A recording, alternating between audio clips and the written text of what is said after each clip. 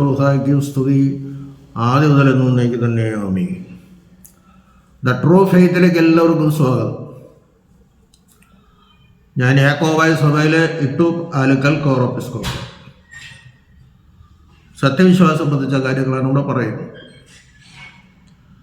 പറയാൻ ഉദ്ദേശിക്കുന്നത് യേശുവിൽ ദൈവത്വവും മനുഷ്യത്വവും ഒരിക്കലും വേറെ വരിയാതെ യോജിച്ചിരിക്കുന്നതിനെ പറ്റി. യാക്കോബായ സഭയുടെ ഒരു സത്യവിശ്വാസമാണത്. ലൂക്കോസ് 1:26 മുതൽ വായിക്കുമ്പോൾ ഗബ്രിയേൽ മാലാഖ മറിയാവിന് പ്രത്യക്ഷപ്പെട്ട് പറയുന്ന വാക്യങ്ങൾ വളരെ വിശദമായിട്ട് പഠിച്ചാൽ നമുക്ക് ഈ കാര്യം വളരെ ബോധ്യപ്പെടും. ഞാൻ വേദപുസ്തകത്തിൽ നിന്ന് കോട്ട് ചെയ്യുമ്പോൾ, സത്യവേദപുസ്തകത്തിൽ നിന്ന് കോട്ട് ചെയ്യുമ്പോൾ മനഃപൂർവ്വം കോട്ട് ചെയ്യുന്നതാണ്. കാരണം പെന്തക്കോസ്ത് മുതലായ സഭാംഗങ്ങൾ ഞങ്ങളുടെ വേദപുസ്തകത്തിൽ നിന്ന് ഉള്ളതല്ല, അത് വേറെ പുസ്തകത്തിൽ നിന്നാണ്, അതുകൊണ്ട് ഞങ്ങൾക്കത് അംഗീകരിക്കാൻ പറ്റില്ല എന്നൊക്കെ പറഞ്ഞ് അവർക്ക് എതിർക്കാനുള്ള സാധ്യതയുണ്ട്. അതുകൊണ്ട് അവരുടെ പുസ്തകത്തിൽ നിന്ന് തന്നെ കൂട്ടുകയാണ്. യാക്കോബായ സഭയുടെ വിശ്വാസത്തിൻ്റെ ആധാര വിശുദ്ധ ഗ്രന്ഥം തന്നെയാണ്, ഒരു സംശയമില്ല. മധ്യ കടയാമ്പറമ്പിൽ കുര്യൻ കോർ എപ്പിസ്കോപ്പ അച്ഛൻ 10 കൊല്ലം എടുത്താണ് സുറിയാനിൽ നിന്നും ശരിയായ തർജ്ജമ മലയാളത്തിലേക്ക് എടുത്തത്. അപ്പോൾ ഞാൻ സത്യവേദോത്സവത്തിൽ നിന്നും കോട്ട് ചെയ്യുന്നതുകൊണ്ട് നിങ്ങൾ തെറ്റിദ്ധരിക്കരുത് എന്ന് പറയാൻ വേണ്ടിയിട്ട് പറഞ്ഞതാണ്. അവിടെ വായിച്ചാൽ നമുക്ക് മനസ്സിലാകുന്നു. ഞാൻ ഇതിപ്പോൾ പറഞ്ഞിട്ടുണ്ടെങ്കിലും ഒന്നും കൂടെ റിപ്പീറ്റ് ചെയ്യണം. പിതാവാം ദൈവത്തിൻ്റെ വചനം ഗബ്രിയേൽ മാലാഖ വഴി മറിയാമിൻ്റെ കാതിൽ കൂടി പ്രവേശിച്ച് അവളുടെ ഉദരത്തിൽ ചെന്നു. അപ്പോൾ തന്നെ പരിശുദ്ധാത്മാവിൻ്റെ ആവാസം മൂലം മറിയാമിൻ്റെ ശരീരവും രക്തവും ഈ ദൈവത്വത്തോട് ചേർന്നു. ഏതിലെ ദൈവത്വം? വചനത്തിലെ ദൈവത്വത്തോട് മറിയാമിൻ്റെ ശരീരവും രക്തവും, അതായത് മറിയാമിൻ്റെ മനുഷ്യത്വം ഈ ദൈവത്വത്തോട് ചേർന്ന് ഒരിക്കലും വേറെ വരിയാതെ ഇന്നും എന്നും എപ്പോഴും സ്ഥിതി ചെയ്യുന്നു. പരിശുദ്ധാത്മാവിൻ്റെ ശക്തി പോലെയാണ്. പരിശുദ്ധാവ് നിന്നിൽ ആവസിക്കും. നീ ഗർഭം ധരിച്ചൊരു പുത്രനെ പ്രസവിക്കും. ഗർഭം ധരിക്കണമെങ്കിൽ ശരീരത്തിൽ നിന്ന് രക്തത്തിൽ നിന്നും ഈ ദൈവത്വത്തിലേക്ക് മനുഷ്യത്വം സംയോജിപ്പിക്കപ്പെടണം. ദൈവത്വം എന്ന് പറയുമ്പോൾ പിതാവിൻ്റെ വചനമാണ് ഗബ്രിയേൽ മാലാഖ വഴി അകത്ത് പ്രവേശിച്ചത്. വചനമാണല്ലോ. പുത്രൻ വചനമാണ്, പുത്രൻ ആത്മാവുമാണ്. പക്ഷെ ഇവിടെ ജനം ധരിക്കാൻ ആഗ്രഹിച്ചപ്പോൾ ആ വചനം, പിതാവിൻ്റെ വചനമാണ് പുത്രൻ, ആ വചനം മറിയാമിൻ്റെ കാതിൽ കൂടി പ്രവേശിച്ച് അവളുടെ ഉദരത്തിൽ ചെന്ന്, വ്യക്തമായിട്ട് പറഞ്ഞാൽ അപ്പോൾ ഒരു ഭ്രൂണമുളവായി മറിയാമിൽ. ആ ഭ്രൂണത്തിൽ നിന്ന് ശരീരവും രക്തവും, അതായത് മറിയാമിൻ്റെ മനുഷ്യത്വം ഈ വചനത്തിൻ്റെ ദൈവത്വവുമായി ഒരിക്കലും വേർപിരിയാത്ത വിധം സംയോജിപ്പിക്കപ്പെട്ടു. ഇതാണ് ഞങ്ങളുടെ വിശ്വാസം. നീ ഗർഭം ധരിച്ചൊരു പുത്രനെ പ്രസവിക്കും, അവൻ യേശു എന്ന് പേരിടണം, അവൻ ദൈവപുത്രനെന്ന് വിളിക്കപ്പെടും. കണ്ടോ, ദൈവപുത്രനെന്ന് വിളിക്കപ്പെടും. മനുഷ്യരൂപം എടുത്തപ്പോഴാണ് പറയാണ് അവൻ ദൈവപുത്രനുമാണ് മനുഷ്യപുത്രനുമാണ്. ദൈവം വെളിപ്പെടുത്തിയ നമുക്കതിനെ വ്യത്യാസപ്പെടുത്താൻ അധികാരമില്ല. ആ കാര്യങ്ങൾ വ്യക്തമായിട്ട് മനസ്സിലാക്കണം. അപ്പോൾ ഞങ്ങളുടെ വിശ്വാസം ഇതൊന്ന് കുറച്ചുകൂടി വ്യക്തമായിട്ട് പറയാം. ഈ ദൈവത്വവും മനുഷ്യത്വവും എങ്ങനെ മറിയാമിൽ സംയോജിച്ചു, അല്ലെങ്കിൽ ആ ശിശുവിൽ സംയോജിച്ചു എന്ന് വളരെ വ്യക്തമായിട്ട് പറയാം. അതാ ഗർഭത്തിൽ കുട്ടി ഉരുവാകുമ്പോഴേ ഉണ്ട് ഈ ദൈവത്വവും മനുഷ്യത്വവും യോജിച്ചിരിക്കുന്ന അവസ്ഥ. അത് മനസ്സിലാക്കണം. അതിൽ നിന്നും ആരൊരു അവസ്ഥയില്ല. അവൻ മരിച്ചപ്പോഴും അവൻ അടികൊണ്ടപ്പോഴും അവൻ്റെ ശിരസിൽ മുൾക്കിരീടം വെച്ച് ആഞ്ഞടിച്ചപ്പോഴും കുരിശ് ചുമന്നപ്പോഴും രക്തം വാർന്നപ്പോഴും അവൻ്റെ ദൈവത്വവും മനുഷ്യത്വവും യോജിച്ച് സ്ഥിതി ചെയ്യുന്ന അവസ്ഥയാണ് അവനിൽ ഉണ്ടായിരുന്നത്. അവൻ ഉയർത്തപ്പോഴും ആ മനുഷ്യത്വവും ദൈവത്വവും യോജിച്ച ശരീരത്തോടുകൂടിയാണ് ഉയർത്തെഴുന്നേറ്റത്. തേജസ്കരിക്കപ്പെടാതെ ഉയർക്കാൻ പറ്റില്ല, സ്വർഗത്തിലേക്ക് പോകാൻ പറ്റില്ല.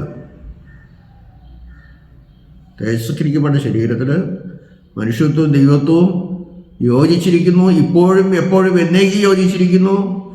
ആ യോജിച്ചിരിക്കുന്ന ശരീരത്തോടു കൂടിയാണ് അവൻ ദൈവത്തിൻ്റെ പിതാവിൻ്റെ വലത്തുഭാഗത്തിരുന്ന് ഇന്ന് നമുക്ക് വേണ്ടി മധ്യസ്ഥതയായിരിക്കുന്നു. അത് റോമർ 8:34. ഞാൻ യോജിപ്പിനെ പറ്റി ഒന്നും കൂടെ അവിടെ വിശദമായിട്ട് പറയാം. തൻ്റെ ദൈവ സ്വഭാവം ഭേദപ്പെട്ട് മനുഷ്യ സ്വഭാവമായി തീരുകയോ മനുഷ്യ സ്വഭാവം ഭേദപ്പെട്ട് ദൈവ സ്വഭാവമായി തീരുകയോ തമ്മിൽ സമ്മിശ്രപ്പെടുകയോ കൂടിക്കലർന്ന് വേറൊരു വസ്തുവായി തീരുകയോ ഒന്നിനാൽ ഒന്ന് നശിച്ചു പോവുകയോ ചെയ്യാതെ ദൈവത്വവും മനുഷ്യത്വവും എന്ന രണ്ട് സ്വഭാവങ്ങൾ ഒരിക്കലും വേർപിരിയാത്ത പ്രകാരം ദൈവത്വത്തിൻ്റെയും പാപമൊഴിയെ മനുഷ്യത്വത്തിൻ്റെയും പൂർണ്ണ ലക്ഷണങ്ങളോടുകൂടി യോജിപ്പിക്കപ്പെടുകയും ചെയ്തു. ഈ യോജിപ്പ് മഹാ അത്ഭുതമാകുന്നു. അത് കൊലോസ്യർ 2:9, എബ്രായർ 2:9, തീത്തോസ് 2:13, 1 തീമോഥെയോസ് 3:16, എബ്രായർ 1:2. ഈ തിരുവചനങ്ങളൊക്കെ വായിച്ചാൽ അതിൻ്റെ വ്യാഖ്യാനം ശരിക്കും പഠിച്ചാൽ മനസ്സിലാവും അവന് ദൈവത്വവും മനുഷ്യത്വവും യോജിച്ചിരിക്കുകയാണ്. അതൊരിക്കലും വേർപിരിക്കാനും സാധ്യമല്ല. യോജിപ്പിൻ്റെ ശേഷം രണ്ട് സ്വഭാവങ്ങളായോ രണ്ട് കുറുമകളായോ, കുറുമ ആളുകൾ, യേശുവിൽ ഒരാളും ഒരു സ്വഭാവമെന്ന ശരിയായ വിശ്വാസം, ഞങ്ങളുടെ വിശ്വാസം അങ്ങനെയാണ്. അപ്പോൾ യോജിപ്പിൻ്റെ ശേഷം രണ്ട് സ്വഭാവങ്ങളായോ രണ്ട് കുറുമകളായോ വേർതിരിക്കപ്പെടാവുന്നതല്ല. എന്നാലോ ഏക സ്വഭാവവും ഏക ആളും ഏക ഇഷ്ടവും ഏക വ്യാപാരവും അത്രേ യേശുവിന്. അത് താൻ പൂർണ്ണതയും പൂർണ്ണ മനുഷ്യനുമാകുന്നു. എഫേസ്യർ 4:5, 1 കൊരിന്ത്യർ 1:13. കടിയാമർബലച്ചൻ്റെ പുസ്തകത്തിൽ നിന്ന് ഞാൻ വായിച്ചു. അപ്പം അതിന് സംഗ്രഹിച്ചാൽ ദൈവത്വവും മനുഷ്യത്വവും അതാതിൻ്റെ പൂർണ്ണ സവിശേഷതകൾ ഉൾക്കൊണ്ട് തന്നെ യേശുവിൽ സംയോജിപ്പിക്കപ്പെട്ടിരിക്കുന്നു. മനുഷ്യത്വത്തിൻ്റെയും ദൈവത്വത്തിൻ്റെയും സവിശേഷതകൾ അതുപോലെ തന്നെ നിലനിൽക്കണം. ഒന്നിൽ കലരുന്നൊന്നുമില്ല. ചിലരങ്ങനെ പറയുന്നുണ്ട്, ദൈവ സ്വഭാവത്തിൽ മനുഷ്യ സ്വഭാവം കലരപ്പെട്ടു ഒന്നും. അങ്ങനെയൊന്നുമില്ല. ഞാൻ ആ പറഞ്ഞ് വ്യക്തമായിട്ട് മനസ്സിലാക്കിയാലും ഒരു കുഴപ്പമില്ല. ഞാൻ വീണ്ടും റിപ്പീറ്റ് ചെയ്തില്ല. അതുകൊണ്ട് ഏക ആള്, ഏക ഇഷ്ടം, ഏക സ്വഭാവം, അതായത് ഒരു സ്വഭാവം, ഒരു വ്യാപാരം. താൻ പൂർണ്ണതയും പൂർണ്ണ മനുഷ്യരുമാകും. എഫേസ്യർ 4:5, 1 കൊരിന്ത്യർ 1:13. അങ്ങനെ യോജിച്ചിരിക്കുന്ന ദൈവ മനുഷ്യന് മാത്രമേ രക്ഷ നൽകാൻ സാധിക്കുകയുള്ളൂ. ഞാൻ ഒന്നുകൂടെ അത് വിശദീകരിക്കാൻ വേണമെങ്കിൽ, ഞാൻ ഈയിടെയായിട്ടൊരു വീഡിയോ ഉണ്ടായി. അതിൽ അദ്ദേഹം പറയുന്നത് ഞങ്ങളുടെ സഭയിൽ അവരെ തന്നെ വിശ്വസിക്കുന്നു, ദൈവത്വവും മനുഷ്യത്വവും യോജിച്ചിരിക്കുന്നു. പക്ഷേ ഒരു കാര്യത്തിൽ വ്യത്യാസമുണ്ടെന്ന് അദ്ദേഹം പറയും. എല്ലാ സംഗതിയും യോജിച്ചിരിപ്പുണ്ട്, പക്ഷേ ഇച്ഛ, ദൈവത്തിൻ്റെ ഇച്ഛയും മനുഷ്യൻ്റെ ഇച്ഛയും യേശുവിൽ വേർതിരിഞ്ഞു നിൽക്കുകയാണ് എന്നാണ് അദ്ദേഹം പറയുന്നത്. അപ്പോൾ ചില കാര്യങ്ങളിൽ യോജിച്ചിരിക്കും, ചില കാര്യങ്ങളിൽ വേർതിരിച്ചിരിക്കും എന്ന് പറഞ്ഞാൽ അത് പൂർണ്ണ യോജിപ്പല്ല. അപ്പോൾ യോജിച്ചിരിക്കുകയല്ല എന്ന് തന്നെയാണ് അതിൻ്റെ അർത്ഥം. കാര്യം ഒരു പാർട്ടിൽ മാത്രമേ ഉള്ളൂ. പക്ഷെ എല്ലാ ഘടകത്തിലും ദൈവത്വവും മനുഷ്യത്വവും യോജിച്ചിരിക്കുന്നു എന്ന് തന്നെയാണ് യാക്കോബായ സഭയുടെ വിശ്വാസം. ഈ ഒരെണ്ണത്തിൽ, അതായത് ഇച്ഛ, വിൽ, WILL, വിൽ, അതിൽ ദൈവത്തിൻ്റെ ഇച്ഛയും മനുഷ്യൻ്റെ ഇച്ഛയും വേർതിരിഞ്ഞു നിൽക്കുന്നു എന്നാണ് അദ്ദേഹം പറയുന്നത്. അത് ശരിയായ ഉപദേശമല്ല. കുറച്ച് യോജിക്കുക, കുറച്ച് വേർതിരിഞ്ഞ് നിൽക്കുക, ഒരിക്കലും അത് അംഗീകരിക്കാൻ പറ്റില്ല. കാര്യം ഒരു ഭാഗമുള്ളരിക്കും. പിന്നെ അദ്ദേഹം പറയുന്നത്,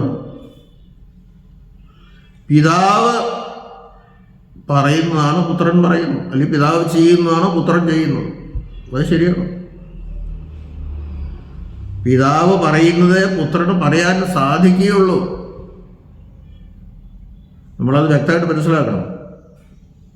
പിതാവിൻ്റെ മനസ്സിൽ വചനം ജനിക്കുന്നു, അത് അപ്പോൾ തന്നെ വായിൽ കൂടി പുറത്തു വരുന്നു. ആ വായിൽ കൂടി പുറത്തു വരുന്ന വാക്കാണ്, ആ ഉച്ചാരണമാണ് പുത്രൻ. അതാണ് വചനം എന്ന് പറയുന്നത്. അത് മനസ്സിലാക്കണം നമ്മൾ. ഒരാളുടെ മനസ്സെന്ന് പറയുന്ന അയാൾ തന്നെയാണ്. പിതാവിൻ്റെ മനസ്സിൽ ജനിക്കുന്ന വചനം പുത്രൻ വഴി പുറത്തേക്ക് വരുന്നു.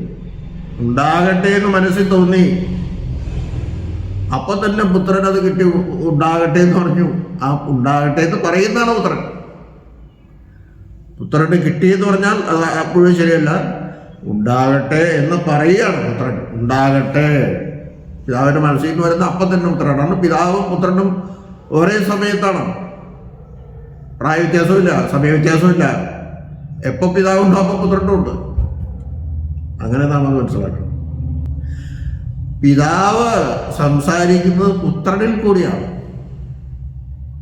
പുത്രന്, പിതാവിന് മനസ്സിൽ വന്നപ്പോൾ പുത്രനെ അറിഞ്ഞു. അത് പറഞ്ഞാലും പറഞ്ഞില്ലെങ്കിലും എഴുതാനും എഴുതിയില്ലെങ്കിലും പറഞ്ഞ പോലെയായി, എഴുതിയ പോലെയായി. പിതാവ് പ്രവർത്തിക്കുന്നതും പുത്രനിൽ കൂടിയാണ്. പുത്രനിൽ കൂടി മാത്രമല്ല, പരിശുദ്ധ റൂഹായിൽ കൂടിയും പിതാവ് പ്രവർത്തിക്കുന്നുണ്ട്. പക്ഷെ പറയുന്നത് പുത്രനിൽ കൂടി മാത്രമാണ്. അതാണ് പിതാവ് ചെയ്യുന്നതാണ് പുത്രൻ ചെയ്യുന്നതെന്ന് പറയുന്നത്. പിതാവിൻ്റെ പ്രവൃത്തിയാണ് പുത്രൻ്റെ പ്രവൃത്തി. പിതാവ് ഒരിക്കലും ഭൂമിയിൽ പ്രത്യക്ഷപ്പെട്ട് എന്തെങ്കിലും പ്രവൃത്തി ചെയ്തിട്ടുണ്ടോ? വേദോസിൽ കാണാൻ പറ്റുമോ? വിശുദ്ധ ഗ്രന്ഥത്തിൽ കാണാൻ പറ്റുമോ? ഒരിക്കലുമില്ല. മാമോദീസ സമയത്ത്, കർത്താവിൻ്റെ മാമോദീസ സമയത്ത് സ്വർഗത്തിൽ നിന്ന് തുറന്നൊരു ശബ്ദമുണ്ടായി. ഇവൻ എൻ്റെ പ്രിയപുത്രൻ, ഇവന് ഞാൻ പ്രസാദിച്ചിരിക്കുന്നു, ഇവന് ചെവി കൊടുപ്പേൻ. ഇവൻ എൻ്റെ പുത്രനാണ്, ഇവന് ചെവി കൊടുക്കണം. ഇവൻ പറഞ്ഞു കേൾക്കണം. ഞാൻ പറയുന്നതാണ് ഇവൻ പറയുന്നത്. എൻ്റെ മനസ്സ് ചലിക്കുന്ന കാര്യങ്ങൾ വായിൽ കൂടി പുറത്തു വരുന്നതാണ് പുത്രൻ. അതാണ് ഇവൻ പറയുന്നത്. ഒരു അക്ഷരമോ ഒന്നും മാറുന്നില്ല.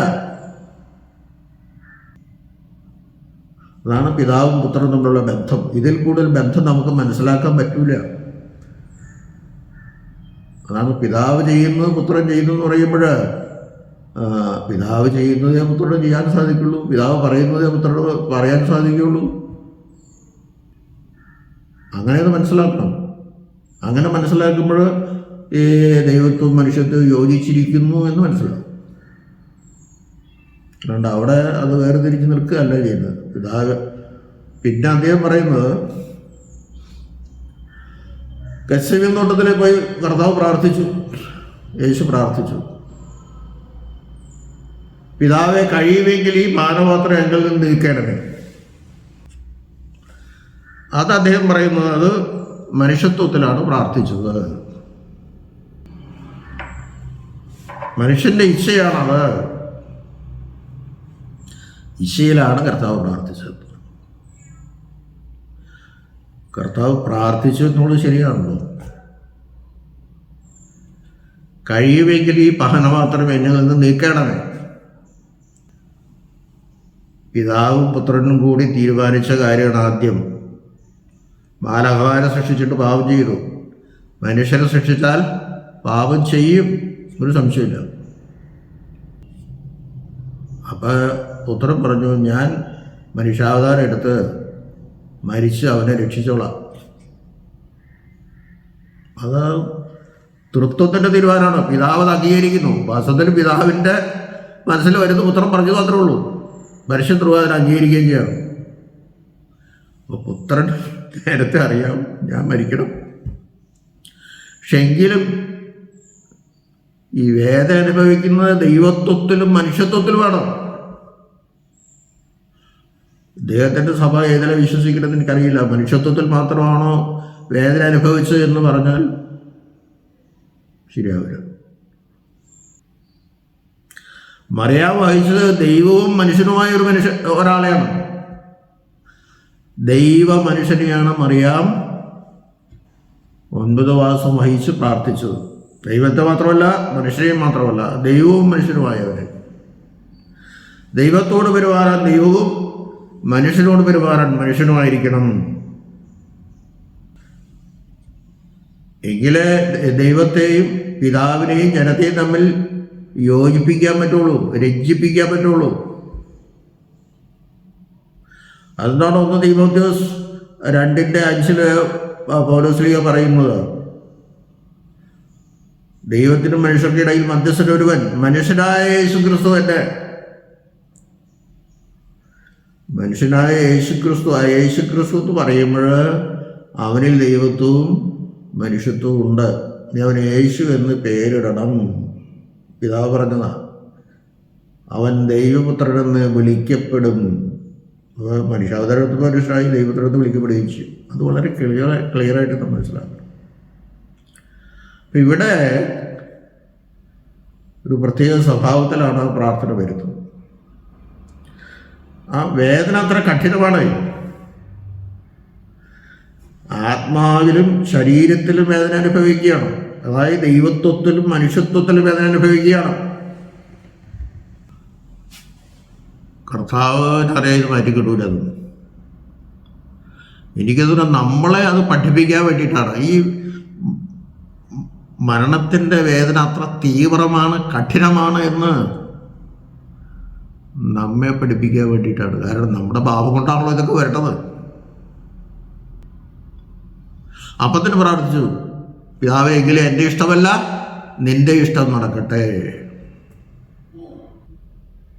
അവിടെ ഇദ്ദേഹം പറയുന്നത്, പിതാവിൻ്റെ ഇഷ്ടത്തിന് അല്ലെങ്കിൽ പിതാവിൻ്റെ ഇഷ്ടത്തിന് അല്ലെങ്കിൽ ദൈവത്വത്തിൻ്റെ ഇഷ്ടത്തിന് മനുഷ്യത്വം വഴങ്ങിക്കൊടുക്കണം, എന്നാലേ രക്ഷയുള്ളൂ എന്നാണ്.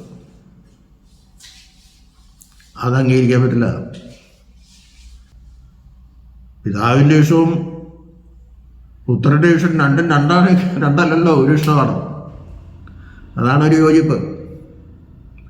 പിന്നെ എന്തുകൊണ്ട് പ്രാർത്ഥിച്ചു എന്ന് ചോദിച്ചാൽ അത് വളരെ വ്യക്തമായിട്ട് നാം മനസ്സിലാക്കണം. ദൈവത്വത്തിൽ പിതാവും പുത്രനും പരിശുദ്ധ റൂഹായും സമമാണെന്നല്ല, ഒന്നാണ്. പക്ഷെ ആളത്വത്തിൽ വ്യത്യാസമുണ്ട്. വിശുദ്ധത്വം മനസ്സിലാക്കണം.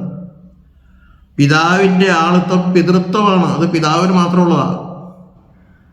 പുത്രൻ്റെ ആളത്വം പുത്രത്വമാണ്, അത് പുത്രന് മാത്രമേ ഉള്ളൂ. പരിശുദ്ധ റൂഹായുടെ ആളത്വം പുറപ്പെടലാണ്, അത് പരിശുദ്ധ റൂഹായ്ക്ക് മാത്രമേ ഉള്ളൂ. അത് 3 ക്രൂമാകൾ എന്ന് പറയുന്നത്. ഏക സാരാംശവും 3 ക്രൂമാകളും. സാരാംശം നമ്മൾ ഉദ്ദേശിക്കുന്നത് ദൈവത്വം, അങ്ങനെ പല കാര്യങ്ങളുണ്ട്. പ്രായം, വിശുദ്ധി, ഇതൊക്കെ അതിനകത്ത് സാരാംശത്തെ പെടും. ഒന്നുകൂടെ പറഞ്ഞു വ്യക്തമാവും. യോഹന്നാന്റെ സുവിശേഷത്തിൽ കർത്താവ് പറയുന്നുണ്ട്, ഞാനും പിതാവും ഒന്നാകുന്നു. എൻ്റെ ദൈവത്വം തന്നെയാണ് പിതാവിൻ്റെ ദൈവത്വം, പിതാവിൻ്റെ ദൈവത്വമാണ് എനിക്ക് കിട്ടിയിരിക്കുന്നത്. കാരണം ഞാൻ അവനിൽ നിന്ന് ജനിച്ചവരാണ്. പക്ഷെ വേറൊരു സമയത്ത് കർത്താവ് പറയുന്നത്, പിതാവ് എന്നേക്കാൾ വലിയവനല്ലോ. അപ്പൊ ആ പിതാവിൻ്റെ പിതൃത്വം പുത്രൻ അംഗീകരിക്കാനോ അത് അംഗീകരിക്കാണ്ട് പറ്റില്ലല്ലോ. ആളത്വത്തിൽ വ്യത്യാസമുണ്ടെന്ന് പറഞ്ഞാൽ അതാണ്. പിതാവ് എന്നേക്കാൾ വലിയവനല്ലോ. പിതാവാണ്. പിതാവുണ്ടെങ്കിലേ പുത്രനുള്ളൂ. പക്ഷേ പുത്രനും പിതാവും ദൈവത്വത്തിലൊന്നാണ്, ആളത്വത്തിൽ രണ്ടാണ്. അതുകൊണ്ട് അങ്ങനെ പ്രാർത്ഥിച്ചു, പിതാവിനോട് പ്രാർത്ഥിച്ചു. ഇവിടെ അദ്ദേഹം പറയുന്നത് പിതാവിൻ്റെ ഇഷ്ടത്തിന് പുത്രൻ വഴങ്ങണം, അല്ലെങ്കിൽ ദൈവത്വത്തിൻ്റെ ഇഷ്ടത്തിന് മനുഷ്യത്വം വഴങ്ങണം, അല്ലെങ്കിൽ ദൈവത്തിൻ്റെ ഇഷ്ടത്തിന് മനുഷ്യൻ വഴങ്ങിയെങ്കിലേ രക്ഷയുള്ളൂ. ഞാനൊന്നുകൂടെ വ്യക്തമാകും, തെറ്റാടത്തോളം ഒന്നുകൂടെ വ്യക്തമാകും. ആദമിനോട് പിതാവ് എന്താ പറഞ്ഞ, ഈ പഴം നീ തിന്നരുത്, തിന്നാൽ നീ മരിക്കും. തിന്നരുതെന്നാ പറഞ്ഞ. അത് തിന്നരുത് എന്ന് പറഞ്ഞത് അവനനുസരിച്ചെങ്കിൽ നമുക്ക് ഈ പാടുകളൊന്നുമില്ല. കർത്താവ് വചനം മനുഷ്യാവതാരം എടുക്കണ്ട, മരിക്കേണ്ട, വേദന അനുഭവിക്കേണ്ട, ഒരു കാഴ്ചപ്പാടുമില്ല. ദൈവത്വത്തിലും മനുഷ്യത്വത്തിലും വേദന അനുഭവിക്കുന്ന പറഞ്ഞാൽ ദൈവം വിഗ്രഹമൊന്നുമല്ല. ദൈവത്തിന് വേദന അനുഭവിക്കാൻ പറ്റും, വേദന അനുഭവിക്കണവൻ.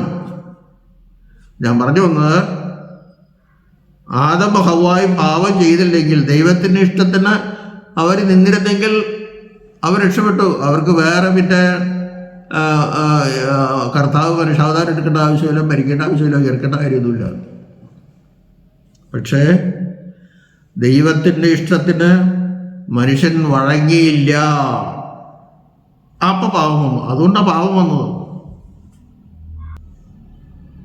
ദൈവത്തിൻ്റെ ഇഷ്ടത്തിന് മനുഷ്യൻ്റെ ഇഷ്ടം വഴങ്ങിയില്ല.